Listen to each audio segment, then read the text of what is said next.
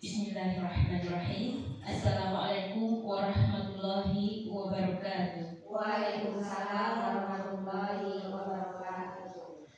Bismillahi walhamdulillah wa la ilaha illallah wahdahu la syarika lah wa asyhadu anna Muhammadan abduhu wa rasuluh sallallahu ala alihi wa ashabihi wasallam.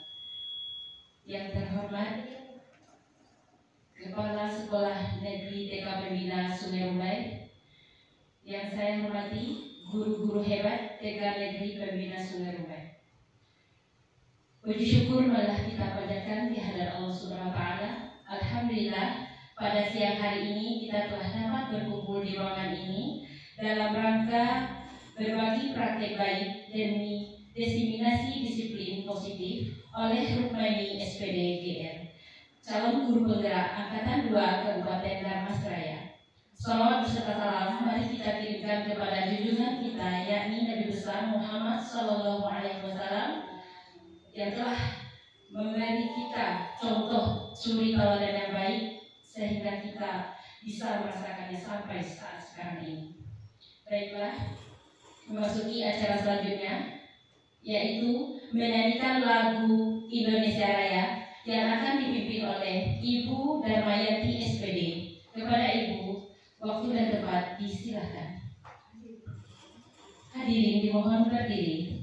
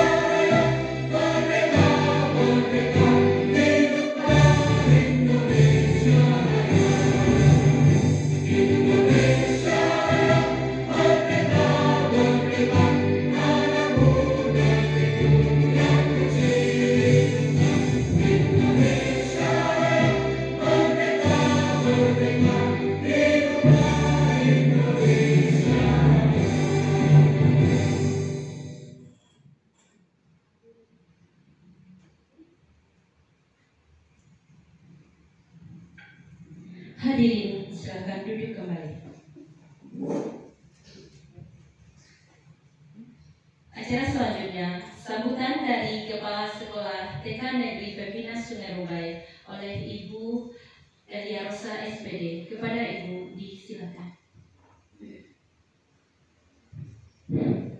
Bismillahirrahmanirrahim.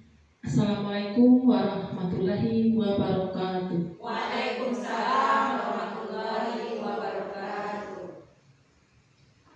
Yang kami hormati Ibu-Ibu Majelis Guru TK Negeri Pembina Sungai Rumbai, yang sangat-sangat kami hormati yaitu Ibu Rokmini yang sedang menjalankan pendidikan guru penggerak angkatan 11.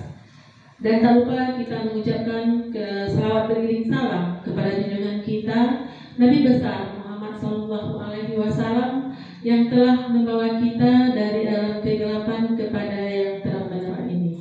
Alhamdulillah, pada hari ini kita mengucapkan syukur yang luar biasa karena kita telah dipertemukan dan telah dapat hadir bersama-sama, yaitu untuk menghadiri acara kegiatan guru penggerak ini. Mudah-mudahan dengan ini kita dapat bisa berpartisipasi atas kegiatan guru penggerak ini. Yang ibu-ibu yang sangat kami hormati, pada hari ini kita telah sampai kepada tahap berikutnya, yaitu Ibu Rukmaini akan berbagi pengalaman, berbagi kegiatan, berbagi segala kegiatan dari guru penggerak. Mudah-mudahan apa yang disampaikan oleh Ibu Rukmaini dapat kita pahami, dapat menjadi contoh bagi kita, yaitu dengan judul diseminasi penerapan budaya positif. Nah, budaya positif ini adalah budaya yang sangat penting bagi kita. Kenapa dikatakan penting? Karena kita harus melaksanakan hal-hal yang positif. Karena dalam hal yang positif itu kita bisa menerapkan hal-hal yang baik kepada peserta didik kita nanti. Kemudian kami mengucapkan terima kasih yang tak terhingga kepada ibu-ibu guru semuanya yang telah hadir berpartisipasi di sini. Kemudian juga kami sangat mengharapkan kepada Ibu Rukmaini sebagai calon guru penggerak, sebagaimana setelah selesainya kegiatan ini, setelah tamat atau lulus dari guru penggerak ini, mudah-mudahan Ibu Rukmaini bisa berbagi kepada kita semua. Karena di guru penggerak ini banyak ilmu-ilmu yang bisa kita ambil hikmahnya dan dapat kita terapkan di TK kita, di TK Pembina Sungai Rumbai. Kemudian daripada itu juga kita mengharapkan kepada Ibu Rukmaini, selain dari dapat berbagi dalam ilmu di sini, juga Ibu Rukmaini juga bisa hendaknya menerapkan hal-hal yang luar biasa sekali. Dan selain dari ilmu yang didapat dari guru penggerak ini, juga dapat berbagai ilmu yang lain seperti IT-nya yang lebih mungkin bisa membimbing kita. Dan di sini juga kami sangat berharap sekali dengan adanya guru penggerak ini, kita sudah nampak bagaimana perkembangannya ke depan. Karena hal yang sangat positif sekali. Mudah-mudahan ibu guru yang lain juga bisa mengikutinya seperti ibu-ibu guru kita ini. Hanya itu yang dapat kita sampaikan. Semoga Ibu ini dapat menjalankan kegiatannya dengan baik. Marilah kita berdoa atas kegiatan ini. Mudah-mudahan kegiatan Ibu ini sampai selesai dapat berjalan dengan baik. Amin.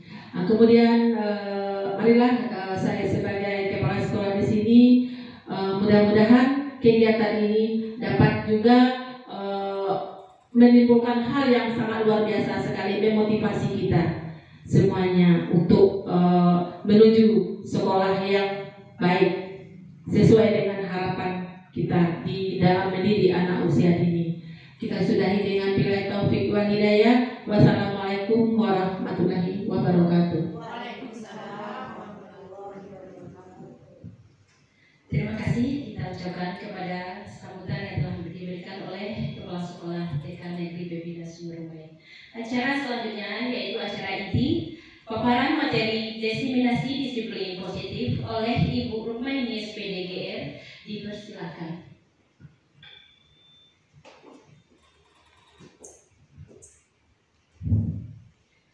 Alhamdulillah, terima kasih. Baiklah, assalamualaikum warahmatullahi wabarakatuh. Waalaikumsalam warahmatullahi wabarakatuh. Masih semangat rekan kerja saya siang hari ini? Iya, kita takbir dulu. Allahu Akbar. Allahu Akbar. Oke, kata-kata penghormatan saya tumpangkan ke pembicara terdahulu untuk mempersingkat biar tidak berlama-lama kita siang hari ini. Di sini saya sebagai guru penggerak angkatan 11 Kabupaten Dharmasraya. Adapun kegiatan kami sama dengan angkatan 10 dengan saya sebelumnya, yaitu Bu Wira Arma ini akan kita ini, yaitu diseminasi penerapan budaya positif. Oke, sebelumnya biar semangat pada acara-acara sebelumnya, saya ingin juga memberikan ice breaking terlebih dahulu ya teman-teman. Boleh ibu-ibu semua berdiri ya. Ya, yang di sebelah saya. Oke, ingat satu benda. Ya, ingat satu benda yang ada di ruangan kita ini. Oke, mulai dari Komaria, sebutkan satu benda. Tidak boleh ada yang sama ya. Oke, Komaria, apa saja benda yang ada di dalam ini? Ya, oke. Ketika kursi Bu Devi, ingat ya, kipas angin Bu Ira, ya, tas, buka, tikar, ya, Bu Devi, buku, ya, Bu Titin, speaker, oke. Galon minum. Oke, ingat ya, ingat. Bu Komaria tadi apa? Kita ingat, kita bukan nama. Sekarang diganti nama kita dengan meja, dengan kursi, dengan kipas angin. Jadi di atas. Silakan tunjuk teman sebelahnya. Saya menunjuk meja seperti itu. Tunjuk itu namanya apa tadi. Jadi kita harus ingat nama teman kita. Saya oke? Yang salah langsung duduk, oke? Yang salah langsung duduk. Oke, semangat? Iya. Bismillah dan saya. Meja. Galon. Ya. Kursi. Ya, lagi. Semangat. Kipas angin. Buku. Tikar. Oke. Bukan. Speaker. Ya. Meja. Kursi. Galon minum. Mantap ya lagi. Speaker. Tas. Kipas angin. Ya. Ya, jangan banyak duduk kita. Kan salah, kita harus menunjukkan ke temannya. Ya, boleh silakan duduk. Ya, oke lanjut. Ya, silakan mulai dari Yanti. Meja, kursi, speaker. Ya.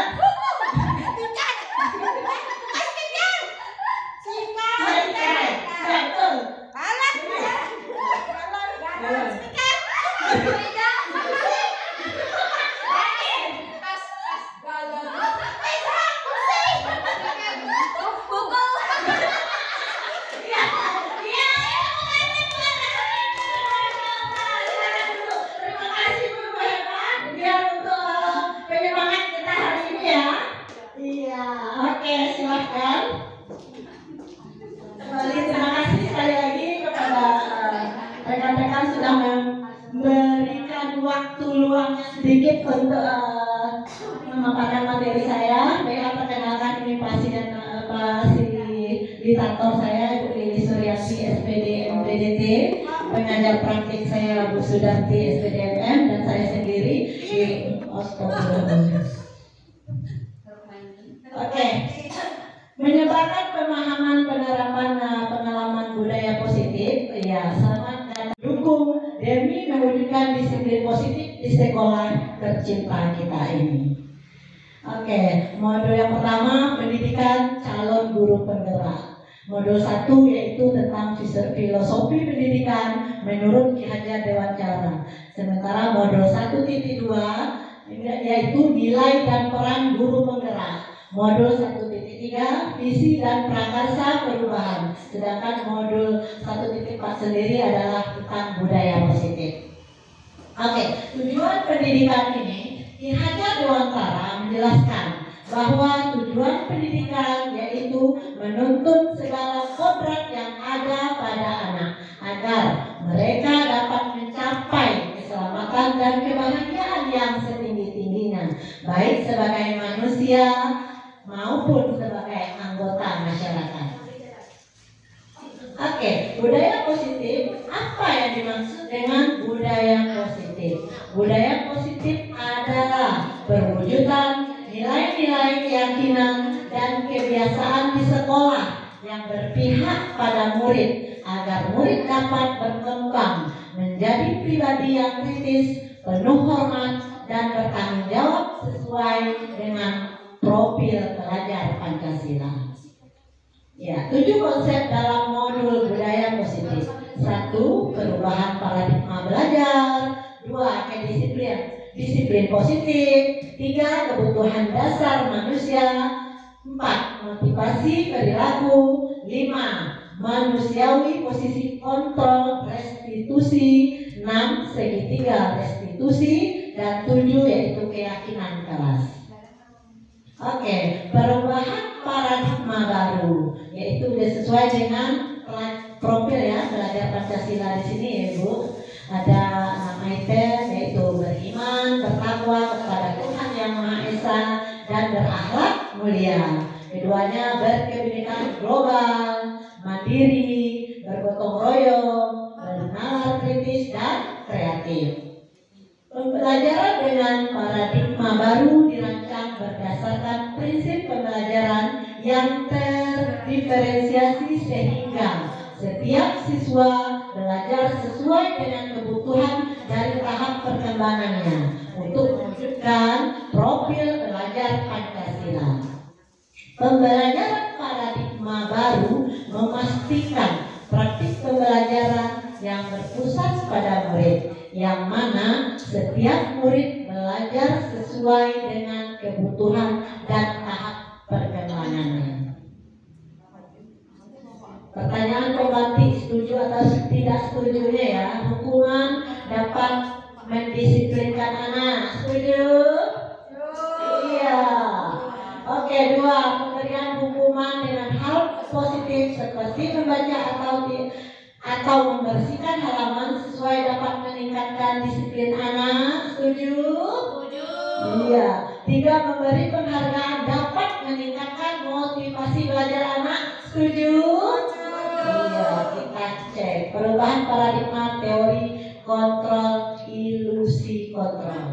Ilusi guru mengontrol murid pada dasarnya kita tidak bisa memaksa murid untuk berbuat sesuatu jikalau murid tersebut memilih untuk tidak melakukannya, walaupun tampaknya guru sedang mengontrol perilaku murid. Hal demikian terjadi karena murid sedang mengizinkan dirinya dikontrol. Saat itu bentuk kontrol guru menjadi kebutuhan dasar yang disiplin dipilih murid tersebut. Teori kontrol menyatakan bahwa semua perilaku, tujuan, bahkan setiap perilaku yang tidak disukai. Gambarnya tidak ada. Stop. Tapi gambarnya nggak ada. Video jalan tapi gambar ada. Jalan.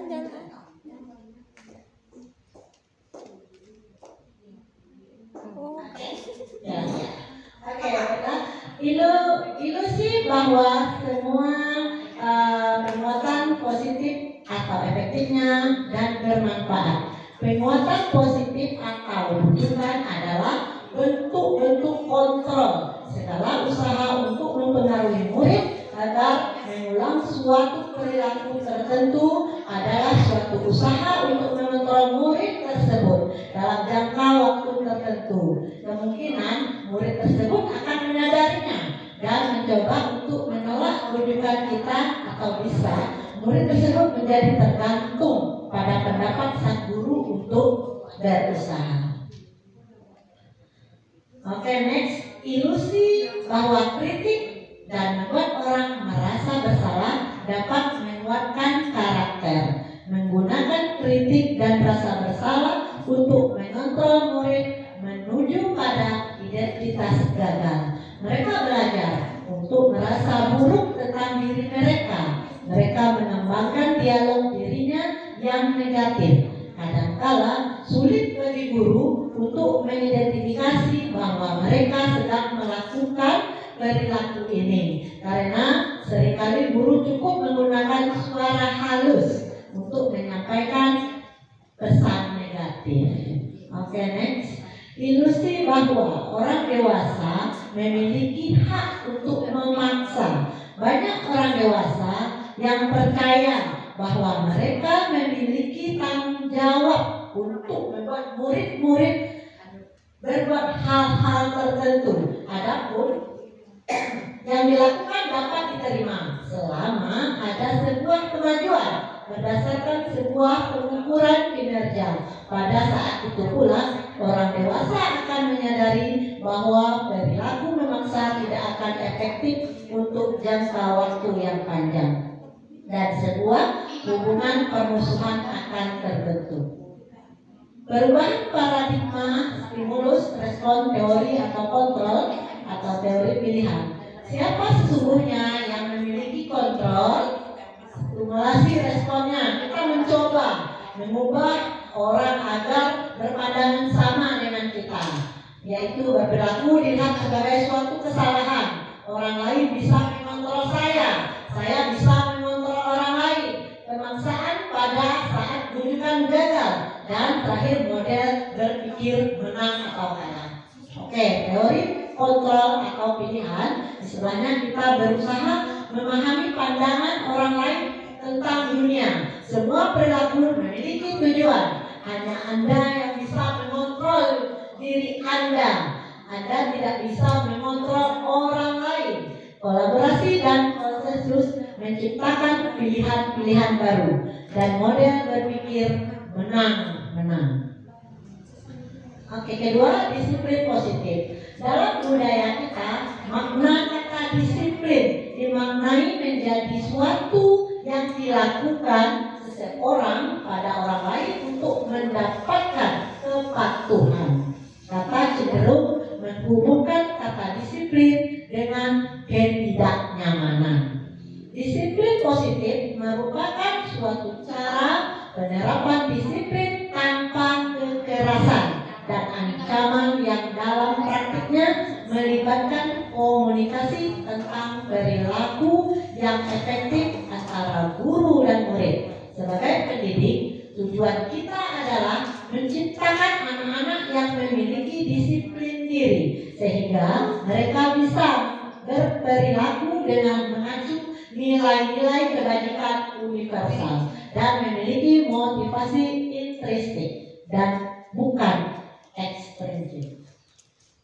Oke, Bapak Pendidikan kita Ki Hajar Dewantara menyatakan bahwa di mana ada kemerdekaan, disitulah harus ada disiplin yang kuat untuk mencapai kemerdekaan. Disitulah harus ada disiplin kita yang kuat untuk mencapai kemerdekaan atau konteks pendidikan kita saat ini.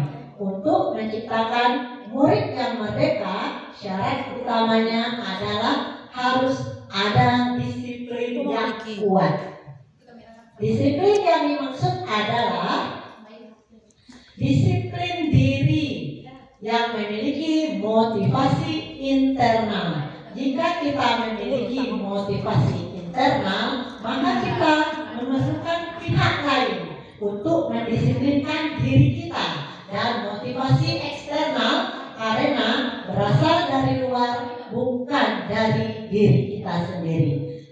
Definisi kata merdeka menurut Ki Hajar adalah merdeka itu artinya tidak hanya terlepas dari perintah, akan tetapi juga cakap untuk memerintah diri sendiri. Oke, next. Untuk menjadi seorang murid atau pengikut, seseorang harus paham betul alasan mengapa mereka mengikuti suatu aliran atau ajaran tertentu, sehingga motivasi terbangun adalah motivasi intrinsik, bukan ekstrinsik. Disiplin diri dapat membuat seorang menggali potensi menuju kepada tujuan, sesuatu yang dihargai, yang bermakna. Dengan kata lain, disiplin diri juga mempelajari bagaimana cara kita mengontrol diri dan bagaimana menguasai diri untuk memiliki tindakan yang mengacu pada nilai-nilai yang kita kuasai. Oke, masuk ketiga, kebutuhan dasar manusia. Seluruh tindakan manusia memiliki tujuan tertentu. Semua yang kita lakukan adalah usaha terbaik kita untuk mendapat apa yang kita inginkan. Ketika kita mendapat apa yang kita inginkan, sebetulnya saat itu kita sedang memenuhi satu atau lebih dari satu kebutuhan dasar kita, yaitu kebutuhan untuk bertahan hidup atau survival, kasih sayang dan rasa diterima, love and belonging, kebebasan, freedom, atau kesenangan, fun, dan penguasaan atau power. Ketika seorang murid melakukan suatu perbuatan bertentangan dengan nilai-nilai kebajikan atau melanggar peraturan, hal itu sebenarnya dikarenakan mereka gagal memenuhi kebutuhan dasar mereka. Next. Kebutuhan dasar manusia. Nah, di sini kita lihat ya ibu-ibu, ada kebutuhan bertahan hidup, ya, makanan, pakaian, tempat tinggal, dan keamanan. Ya, seterusnya kasih sayang, ya, rasa diterima, dipedulikan, berbagi, kerjasama, menjadi bagian dalam bagian kasih sayang ini. Terus penguasaan, harga diri, keinginan untuk dianggap, ya, memimpin atau berprestasi. Yaitu yang selanjutnya keempatnya kebebasan. Kita ada mandiri, memiliki pilihan, mencoba hal-hal yang baru, itu adalah kebebasan. Sementara yang terakhir itu kesenangan bermain, humor, antusiasme, dan tertawa. Itulah 5 kebutuhan dasar manusia. Oke, semua orang senantiasa berusaha untuk memenuhi kebutuhannya dengan berbagai cara. Bila mereka tidak bisa mendapat kebutuhannya dengan cara positif, mereka bisa melanggar peraturan atau melakukan hal-hal yang sesuai dengan nilai-nilai kebajikan.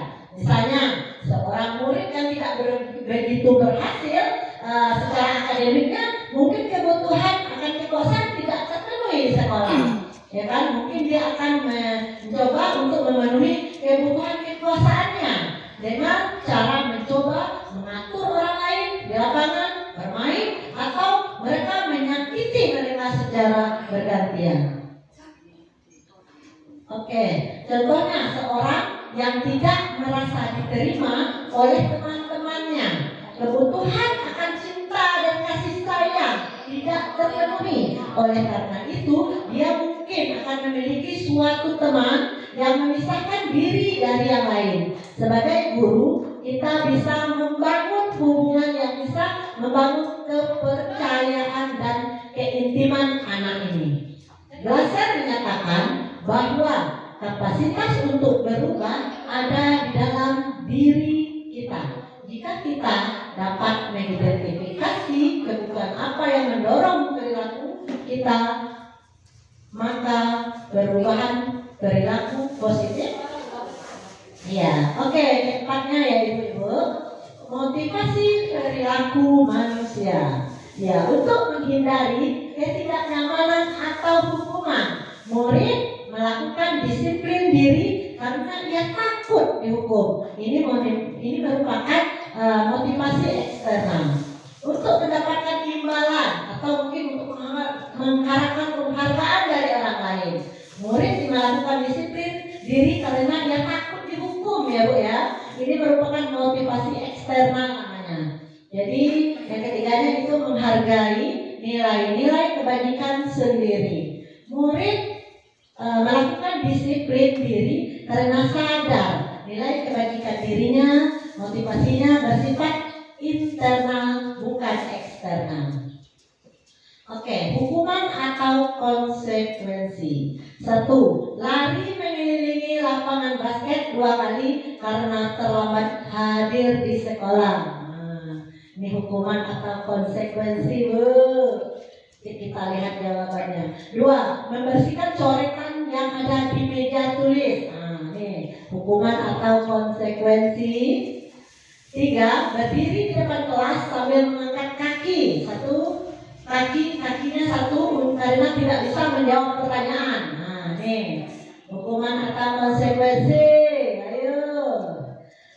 Yang keempatnya itu mencatat 100 kali di dalam buku dengan kalimatnya yaitu saya tidak akan terlambat lagi. Hukuman atau konsekuensi. Limanya menggantikan kertas tugas teman yang telah dicoret-coret. Oke, kita lihat jawabannya Ibu. Lari mengelilingi lapangan basket 2 kali karena terlambat hadir disebut dengan hukuman. Ya mantap. Keduanya membersihkan coretan yang ditulis di meja tulis. Konsekuensi hebat. 3. Berdiri di depan kelas sambil mengangkat kaki 1 karena tidak bisa menjawab pertanyaan hukuman adalah hukuman. Iya. Mencatat 100 kali di dalam buku dengan kalimat saya tidak akan terlambat lagi adalah hukuman. Betul sekali. 5. Menggantikan kertas tugas teman yang telah dicoret-coret. Itu adalah konsekuensi.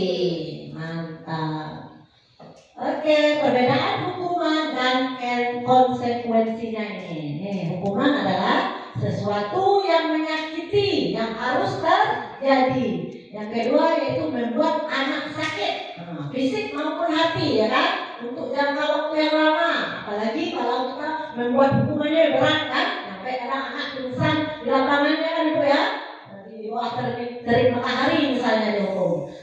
Yang ketiganya, yang keempatnya itu mendorong anak untuk menyakiti diri dia sendiri. Konsep diri yang buruk. Anak belajar untuk menyembunyikan kesalahan karena takut dihukum tadi. Anak tentunya akan berbohong atau menyembunyikan kesalahan dia sendiri. Rasa marah, rasa bersalah, dipermalukan, merasa tak dihargai. Oke, sedangkan konsekuensi adalah sesuatu yang harus terjadi, membuat anak merasa tidak nyaman dalam jangka waktu yang pendek saja, tidak panjang ya Bu. Anak menghargai disiplin, ya, stimulus dan tanggapan, mendorong anak agar dapat menyesuaikan diri. Konsep diri yang baik, anak belajar untuk mematuhi peraturan, kehilangan hak, dibuat tidak nyaman, diasingkan untuk sementara atau time out. Oke, konsep disiplin dengan identitas sukses. Konsekuensi penguatan jangka pendek perlu monitoring berkelanjutan, stimulus respon, murid menghormati peraturan, kehilangan waktu untuk merenung kesalahan. Sementara restitusi yaitu murid bertanggung jawab untuk perilakunya, fokus pemecahan masalah jangka panjang, murid menghormati dirinya dan orang lain, murid bersemangat memperbaiki kesalahan. Oke, 5 restitusi 5 posisi kontrol. Ya, restitusi 5 posisi kontrol itu adalah penghukum, pembuat rasa bersalah, teman, pemantau dan manajer. Ya, restitusi 5 posisi kontrol hukum. Pada posisi ini, seorang penghukum bisa menggunakan hukuman fisik maupun verbal. Guru percaya bahwa hanya caranya yang bisa berhasil dalam proses pembelajaran. Nada suara tinggi misalnya, bahasa tubuh, mata melotot, dan jari-jari menunjuk atau bahkan mengarti. Guru berkata, terlambat lagi, pasti terlambat lagi, selalu datang terlambat. Kapan bisa datang tepat waktu? Sambil menunjuk-nunjuk ya. Bagaimana perasaan murid bila guru berbicara seperti itu pada saat murid datang terlambat? Nah, kemungkinan murid marah atau mendendam atau bersifat agresif. Bisa jadi sesudah kembali duduk, murid tersebut akan mencoret-coret bukunya atau meja tulisnya, atau lebih buruknya lagi sepulang sekolah murid melihat motor atau mobil bapak guru yang akan menggores kendaraan tersebut karena dengan paku atau lain-lainnya karena merasa dendam. Oke, pembuat rasa bersalah. Pada posisi ini biasanya guru akan bersuara lembut, membuat orang merasa tidak nyaman, bersalah dan rendah diri. Di posisi ini murid akan merasa dirinya buruk. Mereka tidak berharga dan mengecewakan orang yang disayanginya. Nada suara memelas, halus, sedih, bahasa tubuh atau merapat pada anak atau lesu. Guru berkata, "Adik, kamu ini bagaimana ya? Kamu kan sudah berjanji dengan ibu Ibu tidak akan datang terlambat lagi. Kenapa ya? Senang sekali mengecewakan Ibu. Ibu benar-benar kecewa sekali.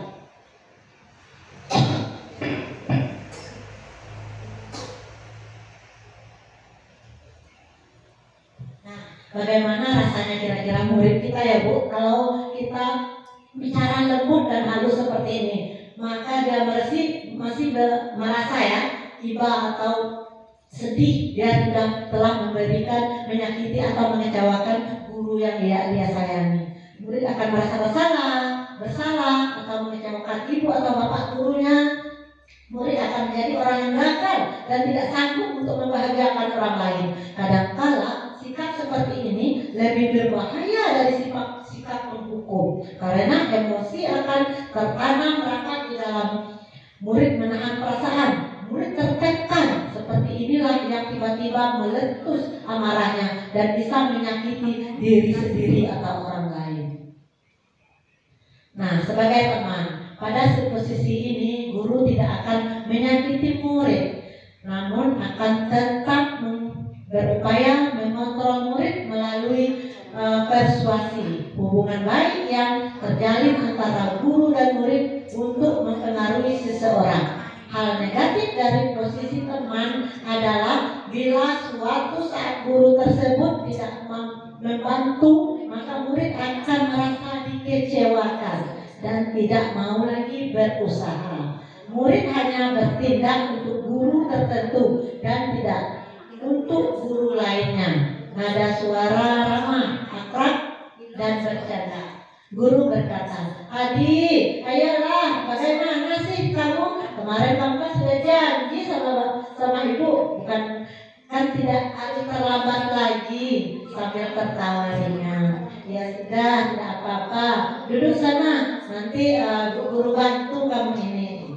Bagaimana perasaan murid dengan sikap guru ini? Nah, murid akan merasa senang dan akrab dengan guru. Ini dampak yang positif.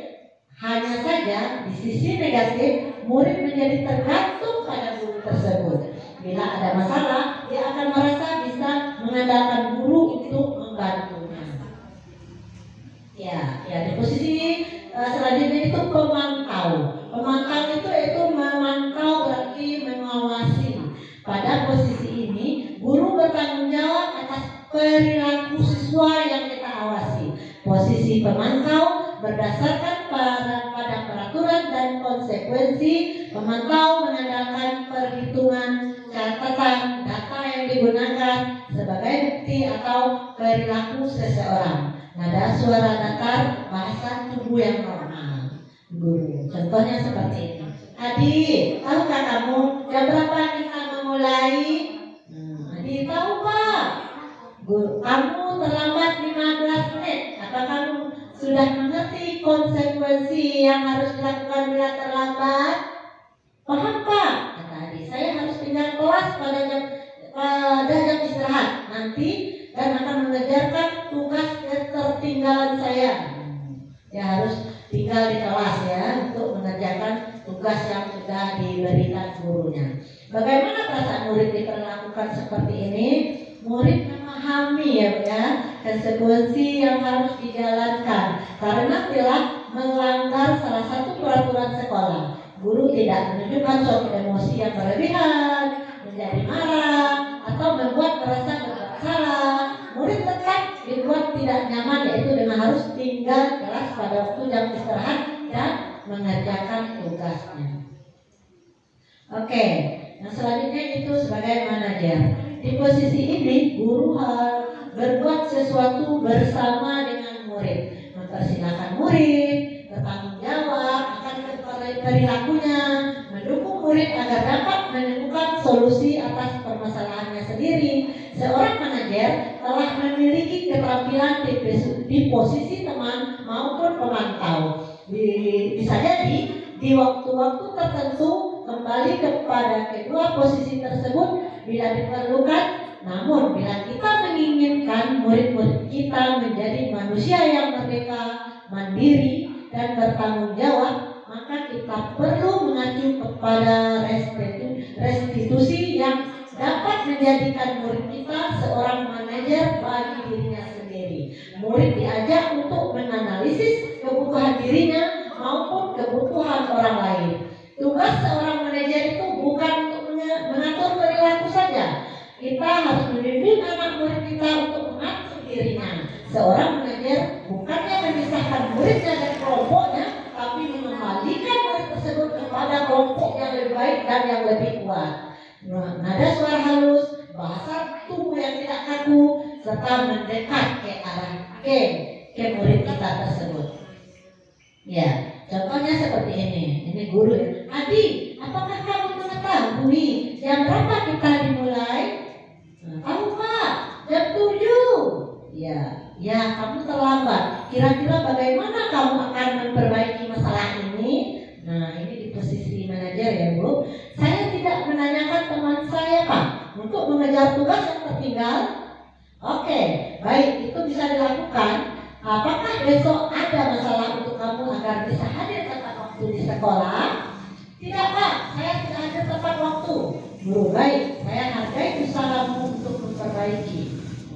Ya, berusaha ya, saya bisa hadir Bu tepat waktu. Seperti itu. Bagaimana perasaan murid diperlakukan seperti ini? Nah, di posisi manajer, maka suara guru sebaiknya tulus, tidak marah, tidak meninggikan suara, tidak menunjuk-nunjuk jari kepada murid, atau tidak berkaca pinggang, atau tidak bersikap seolah-olah menyesal, tanpa sedih, atau berbuat murid, atau bersenda gurau menempatkan dirinya seolah teman bagi muridnya. Bila guru di posisi pemantau, guru akan melihat apa konsekuensi, apa peraturannya. Namun di posisi manajer, guru akan mengembalikan tanggung jawab pada murid untuk mencari jalan keluar permasalahannya, tentu dengan bimbingan guru. Oke, next. 5 posisi kontrol: motivasi, identitas kegagalan, kontrol dari luar, identitas keberhasilan, sukses atau kontrol dari luar, identitas keberhasilan atau sukses atau kontrol diri, menghindari hukuman, mengharapkan imbalan orang lain atau tergantung kepada orang lain, menghargai diri sendiri. Nah, penghukum, berbuat rasa bersalah, teman atau pemantau atau manajer. Nah, guru berbuat menghardik dan kalau menghukum, guru menghardik dan menunjuk serta menyakiti serta menyindir. Nah, guru bahkan berkata, kalau kamu tidak bisa melakukannya, alasnya, rasakan saja nanti. Bahkan guru mengancam. Hasilnya akan ada pemberontakan, menyalahkan orang lain, bahkan berbohong. Kaitannya dengan dunia berkualitas, murid meletakkan guru di dunia yang berkualitas. Murid berkata, biarkan saja, nanti juga akan marah-marah lagi. Dampaknya pada murid yaitu mengulangi kesalahan. Sedangkan pembuat rasa bersalah yaitu berceramah dan mengatakan seharusnya ibu kecewa, atau kamu seharusnya tahu ibu lelah sekali, mengatakan ibu stres. Nah, menyembunyikan atau menyangkal atau bahkan berbohong. Murid meletakkan guru di dalam dunia berkualitas. Maafkan saya, merasa rendah diri dan segala macamnya. Nah, sebagai teman membuat alasan-alasan untuk muridnya. Ayolah, lakukanlah demi ibu. Nah, masa kamu tidak mau? Tetap ingat, ibu tidak pernah bantu. Nah, jadi hasilnya itu ketergantungan. Murid meletakkan guru di sebagai orang yang sangat penting di dunia yang berkualitas. Saya pikir bapak atau ibu kenal saya, ternyata begitu, kata murid. Lemah dan tidak mandiri atau tergantung. Sementara di posisi pemantau, menghitung dan mengukur apa peraturannya, menyesuaikan bila diawasi. Murid meletakkan guru di peraturan dan hukum dunia berkualitas. Berapa banyak bintang yang akan Anda peroleh, berapa halaman yang harus ditulis, menitik beratkan pada sanksi atau hadiah untuk dirinya. Nah, yang terakhir itu sebagai manajer. Mengajukan pertanyaan-pertanyaan. Apa yang kita yakini? Apa yang bisa kau kerjakan untuk memperbaiki masalah ini? Menguatkan pribadi. Murid meletakkan dirinya sebagai individu yang positif dan di dunia berkualitas. Bagaimana cara saya bisa memperbaiki keadaan? Mungkin murid berkata seperti itu ya Bu. Kemudian mengevaluasi diri. Bagaimana cara memperbaiki diri? Nah, contoh 5 posisi kontrol. Kasus yang pertama, siswa tidak mengenakan sepatu ketika di sekolah. Berdiri di samping papan tulis selama 2 jam pelajaran. Ini pembuku ya Bu. Berdiri di samping papan selama 2 jam pelajaran sambil menghadiri bahkan menunjuk. Berbuat merasa bersalah. Berapa kali Bapak Ibu beritahu kamu selalu saja mengecewakan Ibu Guru. Itu pernyataan di berbuat rasa bersalah. Nah, sebagai teman, ayo dong kita ikuti aturan sekolah ini. Tolong bantu Ibu ya. Kali ini saja. Lain kali jangan berbuat seperti ini lagi ya. Nah, kasus yang kedua itu siswa mengenakan sepatu ketika sekolah. Kamu sudah melanggar peraturan. Kamu tahu kan konsekuensinya apa? Apa peraturannya? Apakah kamu tahu kesalahanmu? Kira-kira bagaimana kamu memperbaiki kesalahanmu? Ini sebagai manajer yang patut kita contoh ya. Yaitu apakah kamu tahu kesalahan kamu? Ya, bertanya dulu kepada murid. Kira-kira bagaimana kamu bisa memperbaiki kesalahanmu? Nah, posisi manajer ini adalah posisi yang ideal ya, yang ingin dituju oleh setiap pendidik. Pada posisi ini, guru dapat menerapkan disiplin yang berpihak pada murid, memerdekakan murid. Tujuan seorang guru adalah menciptakan murid yang mandiri, merdeka dan bertanggung jawab. Mantap. Masih ada Bu? Masih sedar Bu? Alhamdulillah. Oke, teman-teman, segitiga restitusi. Apa itu restitusi? Restitusi adalah sebuah cara menanamkan disiplin positif pada murid. Suatu proses menciptakan kondisi bagi murid untuk memperbaiki kesalahan mereka, sehingga mereka kembali pada kelompok mereka dengan karakter yang lebih kuat. Nah, ini menurut dosen ya Bu, tahun 2004. Suatu proses dialog yang dijalankan oleh guru agar dapat menghasilkan murid yang mandiri dan bertanggung jawab, sebuah pendekatan yang menciptakan disiplin positif. Tujuan untuk menghasilkan murid yang mandiri dan bertanggung jawab.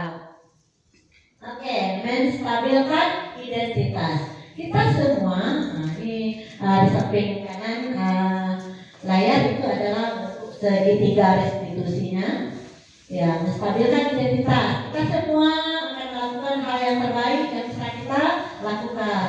Validasi tindakan yang salah. Semua perilaku memiliki alasan, menanyakan keyakinan. Kita semua memiliki motivasi internal. Ya, menstabilkan identitas untuk membuat anak yang merasa gagal karena berbuat salah menjadi positif terhadap dirinya. Guru berkata, berbuat salah itu hal yang manusiawi. Tidak ada manusia yang sempurna. Bapak atau Ibu juga pernah melakukan kesalahan, tapi selalu mencari solusi terbaik agar tidak mengulangi kesalahan yang sama.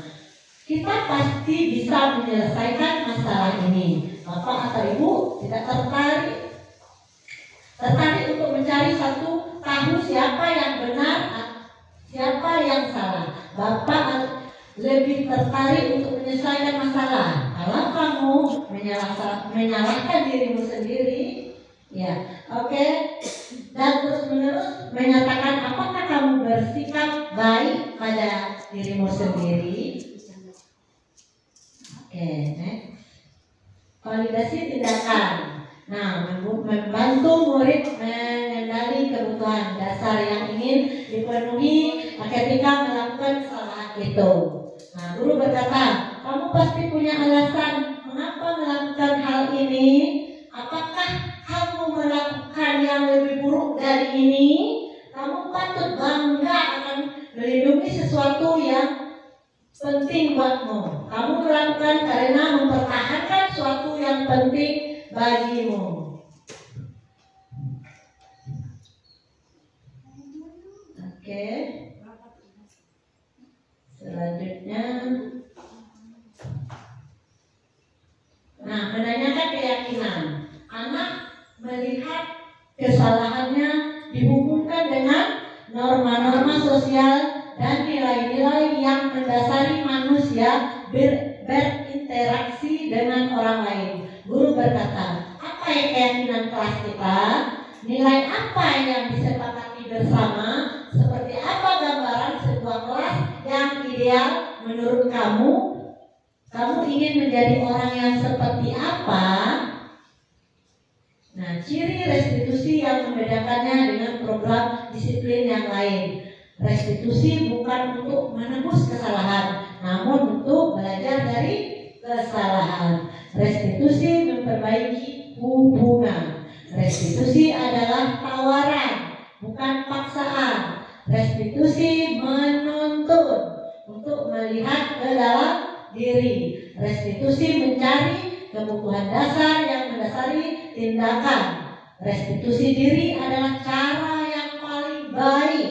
Restitusi fokus pada karakter, bukan tindakan. Restitusi menguatkan fokus pada solusi. Restitusi mengembalikan murid yang berbuat salah kepada kelompoknya.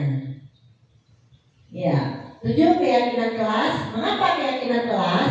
Mengapa bukan peraturan kelas saja? Nah, nih keyakinan kelas adalah persetujuan ya, yang dibuat bersama dengan guru dan murid. Selanjutnya akan ditaati bersama. Sementara peraturan kelas biasanya terbit tanpa persetujuan dari pihak objek yang harus melaksanakannya. Itu kita kalau peraturan sendiri, kalau peraturan kelas sendiri yang buat biasanya ya, kita langsung arahkan ke anak-anak kita.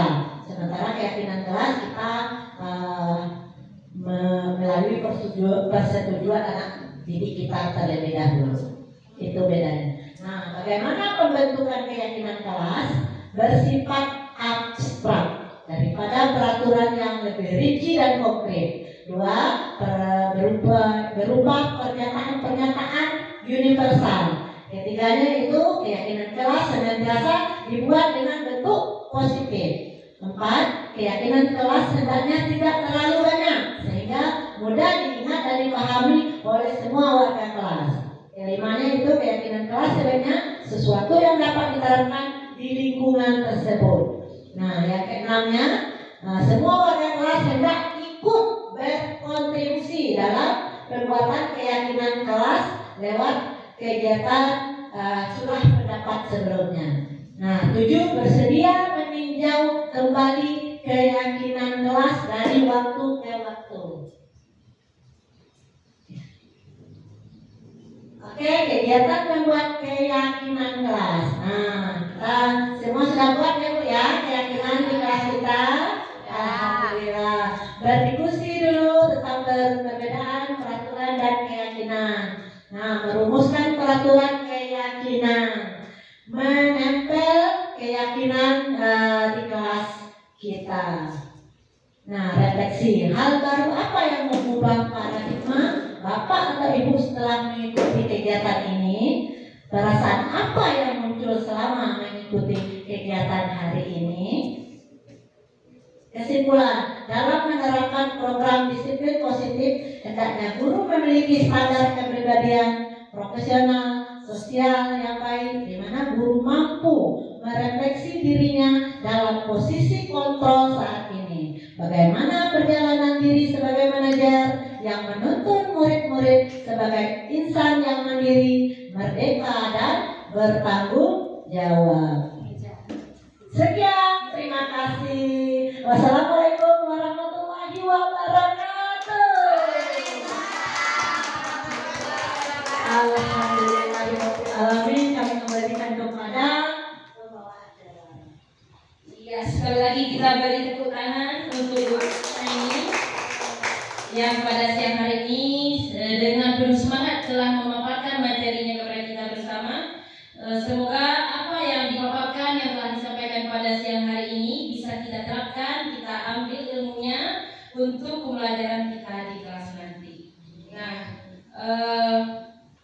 demikianlah rangkaian acara kita pada siang hari ini. Mari kita tutup dengan ucapan Alhamdulillahirabbil alamin.